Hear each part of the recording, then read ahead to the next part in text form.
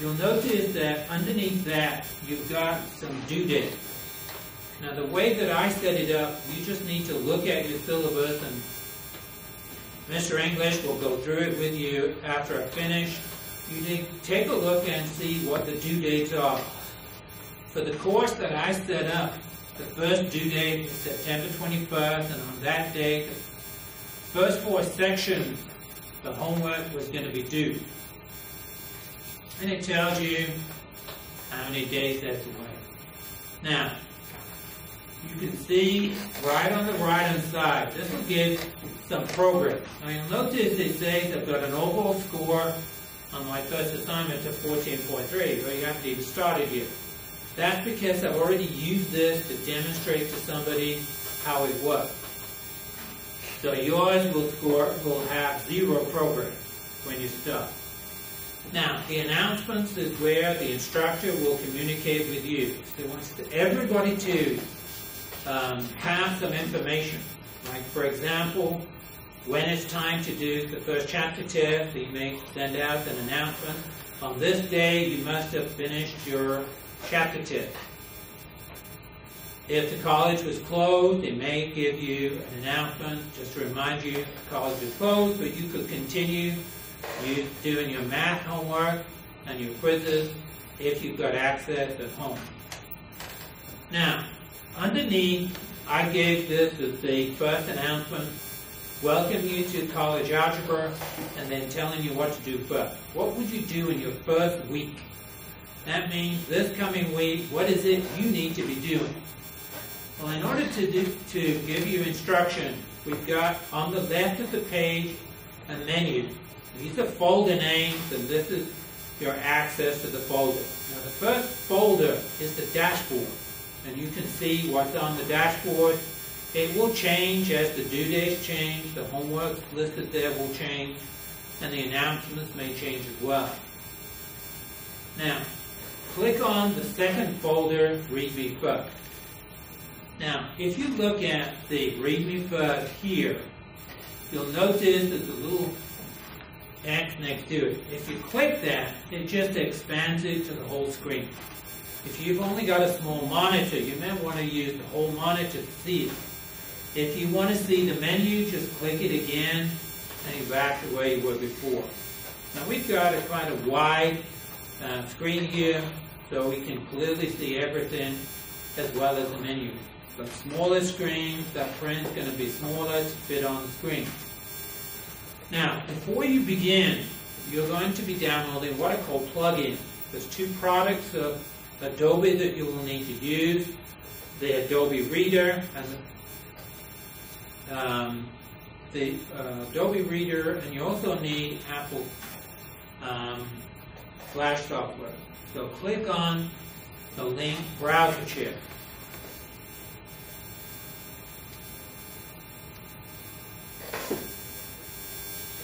And what the software will do will be to check what browser you're using, and it will also check for the plugins.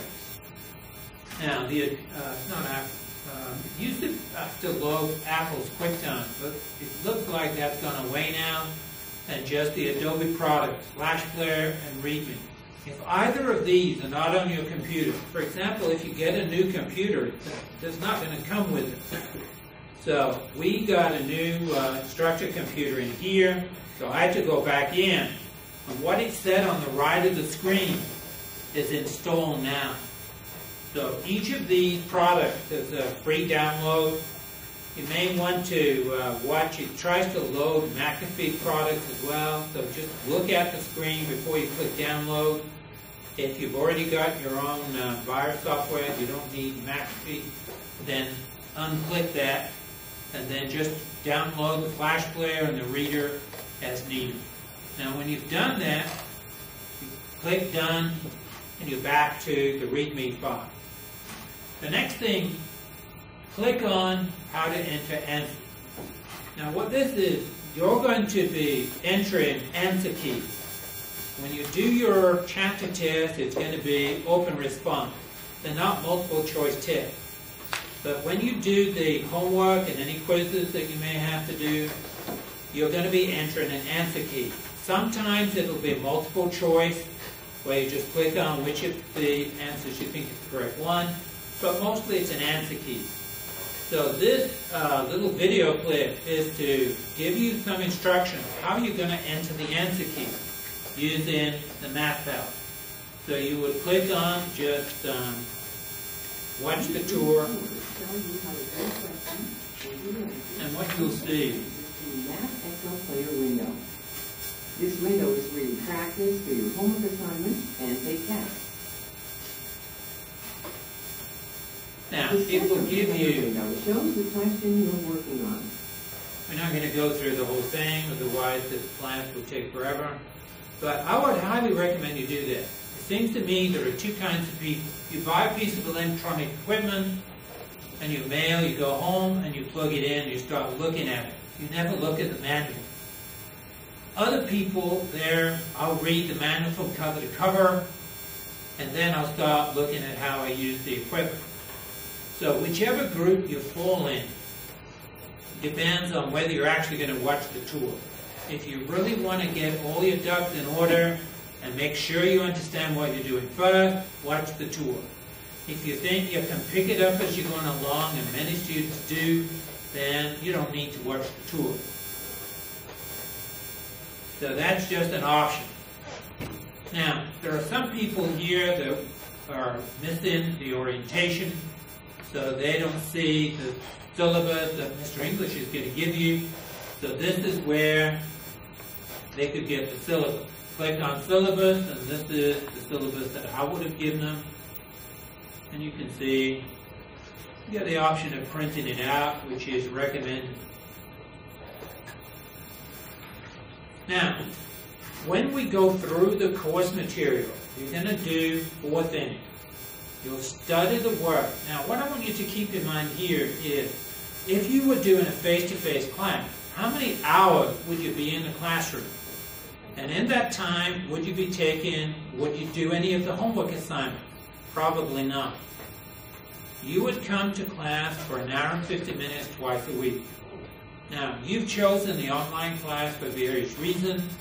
So what you have to do is to assign the same amount of time that you will spend just studying the material. Not doing homework, not doing quizzes, not doing chapter tips. This would be time you would be studying the material. Now, you're going to study the material by studying through the ebook or the actual textbook you have. Now, when you've studied the material for a significant amount of time, some people may not need an hour and 50 minutes, others may need over 2 hours, some an hour. It's going to depend on your past algebra classes and experience you've already had. But certainly everybody's going to need to be studying for at least some time over every section of the book to simulate what would have happened in the classroom. Now, when you've done that, you will then do homework assignments, you'll do quizzes, and you're going to come to campus to take chapter tests. So this is not a truly online class. We do the chapter test in the testing room in this hallway. It's the first door on the right, and that's where you will go to take the chapter test. Now, the upside of that is that you get as long as you want. If you're in the face-to-face class, you get at most an hour and 50 minutes. But you can, if you arrange your time, you can take whatever time you need to get the test completed. You will go in, you will identify yourself as an online algebra student, have some ID. They will give you a test that Mr. English has put in there. You'll go to one of the carrels, take the test, give the test and your answers back to the staff person in the testing room, and then Mr. English will pick it up from there and grade it. And then he'll post your grade to your grade book. Now, for the homework though and the quizzes, this is the online component. So what I'm going to do is to give you some guidelines on how you would work your way through the textbook. So click on the link. There's 4 links, one for each one. Now, my suggestion is that you print these out, put them in your binder so that you can refer back to them to get an idea of what am I supposed to do. Get a hard copy, just read it. Know there's lots of things you can do. and your learning style will indicate which would be the best option for you. If you want to have that instructor talking to you, there's some videos included that you can use. If you're the person that just is able to read the textbook, you can read the ebook, or you can read your actual loose leaf binder book or the hard copy book. Now you'll need to try some practice problems. It's always encouraged that you actually practice with the problems either in the ebook or in the textbook that you have before you start doing your homework. A lot of students, when they do this class, they jump straight to the homework. They don't think that they have to have any instruction first, try some problems first, they just want to go right to the homework. Now that works for some, but it's not really a recommended method for everybody. You really have to do the instruction part. Whether you're going to watch the video to replace listening to your instructor in class or actually work your way through the book. It's something that you need to work out. Now, there's also guidelines to doing the homework, taking a quiz, and taking a chapter test in the testing room. Now, Mr. English will give you the guidelines, but normally my guidelines are, when you're doing homework, you should have example problems in your own writing in a binder. Things that you've worked through, either with the help of the software or you've written out when you tried problems from the textbook. Now, you could use those when you're doing your homework problems, because the problems in the homework are similar to the problems that you've got in your textbook, which is then embedded into software. The quizzes are the same. There's test banks that we select the problems from. And the problems that are correlated or matched with the problems in the textbook. So it's not like you're going to get some off-the-wall problem when you do your quiz. You should have seen similar problems when you work the homework. So keep in your binder all of the homework you've been doing, and then use that as your knowledge material for when you do the quiz.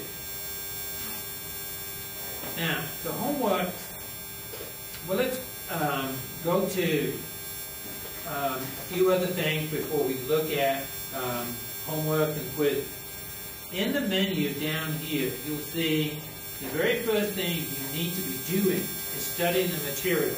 Before you do a homework, let's see what material it is covered. So click on the chapter content. Now you can see there are 8 chapters. Now you're not going to do all 8 chapters. You'll do chapters 1 through 6 on one section of chapter 7. Now when you start, you'll start with the first chapter. So click on the chapter number, chapter 1, and you're going to be starting on section 1.1. Underneath, it will show you which of the sections of chapter 1 you're actually going to look at. You're not looking at all of them, just the first 6. So click on the section number, and these are your options. You can either watch a video presentation.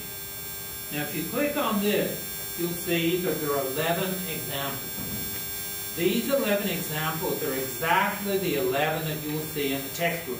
Whether you're looking at the ebook or the hard copy version, they're the same one.